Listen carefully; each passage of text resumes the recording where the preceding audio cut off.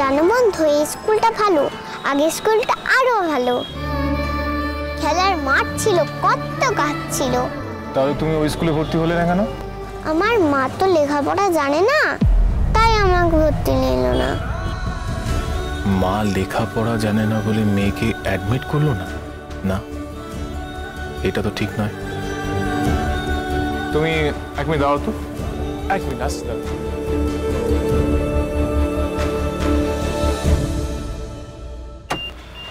অনিরুদ্ধ, এক মিনিট। আরে অনিরুদ্ধ,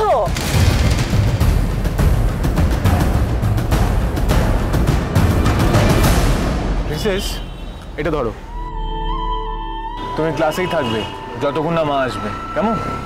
হ্যাঁ, গ্র্যান্ডমমি ঠিক বলে, ব্যাপারটা না বাড়াবাড়ির জায়গায় চলে যাচ্ছে। বাচ্চাটাকে দেখলেই অনিরুদ্ধ খুবই ঘাতিক্ষেতা করে। যাও। টাটা।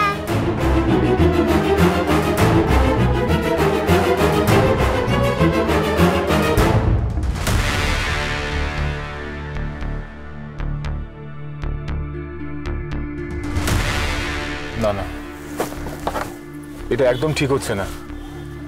তানি একটা ইন্টেলিজেন্ট মেয়ে, ওর ভালো গ্রুমিং হওয়া দরকার। ভালো স্কুলে পড়লে তবে তো ভালো গাইডেন্স পাবে। কেন এই স্কুলটা খারাপ কি? এত বাচ্চা তো পড়ছে। মৌরি, তুমি বুঝতে পারছো না, সবাই আর তানি এক নয়। ও খুব ইন্টেলিজেন্ট, ও ব্রিলিয়েন্ট মেয়ে। ও এখানে থাকলে ও মানুষ হবে না। আর এই স্কুলটা ভালো নয়, আমি শুনেছি এই স্কুলে মাধ্যমিকে অনেকে ফেলও করে। আশেপাশে যতগুলো ভালো স্কুল আছে না, যারা ভালো চান্স পায়নি সবাই এখানে চলে এসছে। এখানে ভালো টিচারও নেই। ব্রাইট ফিউচারের জন্য ভালো স্কুলে পড়াটা খুব ইম্পর্টেন্ট, তুমি বুঝতে পারছো না? না না, আমায় কিছু একটা করতে হবে। তুমি আবার কি করবে? আরে কি হলো, কোথায় যাচ্ছ?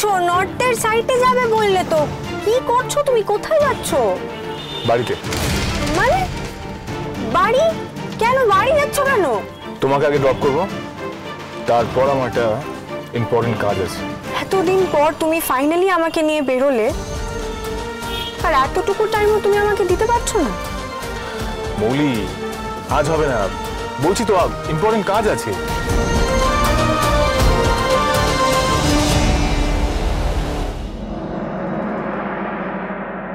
না গো, আমার মন্দিরে যাওয়া হবে না।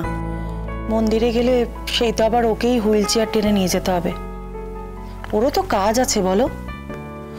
ওইবার এই অথর্ব বউয়ের কত সেবা করবে। হ্যাঁ, তা কিন্তু ঠিক বলেছ। আমি অনেক অনেক ভাগ্য করে এইরকম স্বামী পেয়েছি। কাজ ছাড়া তো বাড়ির বাইরেই যেতে চায় না, পাছে আমার কোনো অসুবিধা হয়। আমাকে একেবারে মাথায় করে রাখে জানো। আমার কাছে আমার স্বামী ভগবান। আর এই বাড়িটাই আমার কাছে মন্দির। শোনো না, আমি বলছি কি, তোমরা মন্দিরে যাও, আর তোমরা কিন্তু মনে করে অনিরুদ্ধ নামে পুজোটা দিতে ভুলো না, কেমন?